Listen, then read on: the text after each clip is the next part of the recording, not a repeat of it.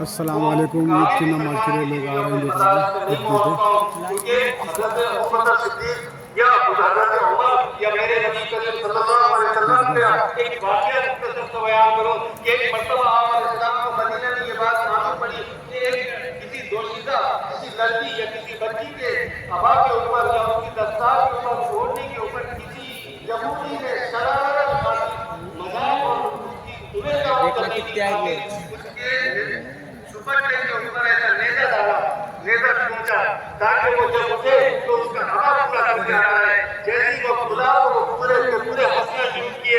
میرے نبی کی سانس کے بعد پہنچی زینب نے سنبھالا.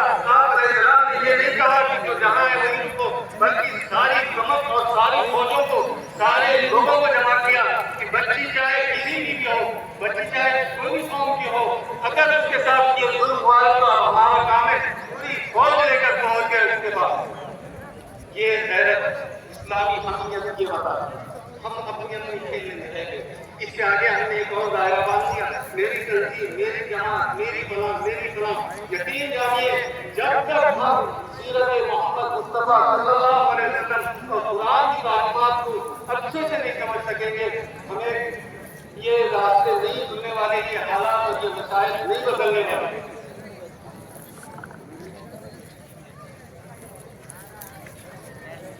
بہت مشکل ہو چکا ہے. ہماری آزمائش دن پہ دن بڑھتی جا رہی ہے. آپ سوچیں اس بات کو غور کریں.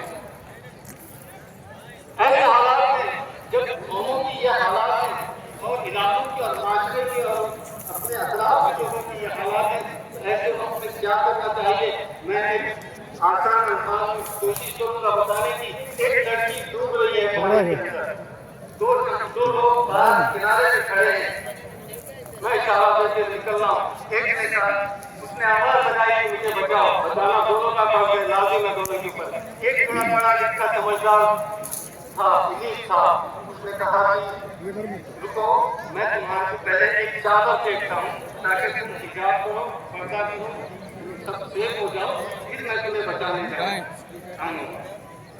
دوسرے زیادہ بات نہیں تھا اس کو صرف یہ بات تھا کہ جس کو ہاتھ میں کر بچانا بھی کرو جب اس کو بچایا تو بتائیے ڈوبنے والی بچی یا وہ ڈوبنے والا بچہ کیا جواب میرے نکل کر بات کہ تیرے اگر ایسے مشن اور مذہب کی اگر یہ میری جان سے بنائے تو مجھے تیرے پیچھے چلنے کی کوئی ضرورت نہیں ہے. میں اپنی جان بچانا پہلے فرض سمجھتی ہوں.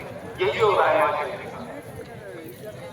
ہمیں تکلیف ہوتی ہے. ایک کام کریں کیا انجام میں کسی لڑکی کو آپ کے سامنے کوئی روایت آ جائے کہیں کوئی مسئلہ آ جائے پورے کے پورے ایسے جہاد کے ذریعے اس کے اوپر ٹوٹ جاتے ہیں کہ جیسے معلوم ہوتا ہے کہ یہ انسان نہیں یہ مسلمان نہیں یہ کہیں سے وحشی جانور آ چکے ہیں. کتنے ایسے کمپلینس آ رہی ہیں بے وجہ کسی کے پاس جا کے مار رہے ہیں مرتب مار رہے ہیں. کیا یہ محنت ہے ہمارے قومیت کے آپ کو کرنا تھا آپ اپنا مطالعہ کرتے کم سے کم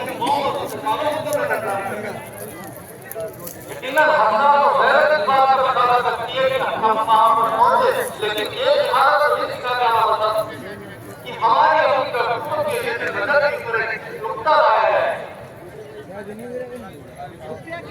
تھوڑا سا شعور کی ضرورت ہے. میں آپ سے اللہ اور اس کے رسول کا واسطہ لے کر کہوں گا کہ قرآن کو سمجھو کہ سارے مسائل کے سامنے ہمارے پاس کیا دروازے ہونا چاہیے کہ اس سے باہر نکلا جائے. بہت مختصر وقت میں صحابہ نے اپنی پوری زندگی کو یوں بدل دیا تھا. وہ کیوں بدلے تھے؟ کیونکہ انہوں نے قرآن اور محمد صلی اللہ علیہ وسلم کی زندگی کو دیکھتے رہے اور اسی پر عمل کرتے رہے. انہوں نے اس کے بعد کسی کو نہیں سمجھا. جب تک کوئی چیز ہمیں یہ نظر نہیں آتی کہ اس میرے سیرت میں ملے اس کا کیا حل ہے ہمیں آگے بڑھنے کی ضرورت نہیں. جب حل مل جائے تو پھر دوسرا کوئی حل ہمارے پاس نہیں ہونا چاہیے. یہ سب جو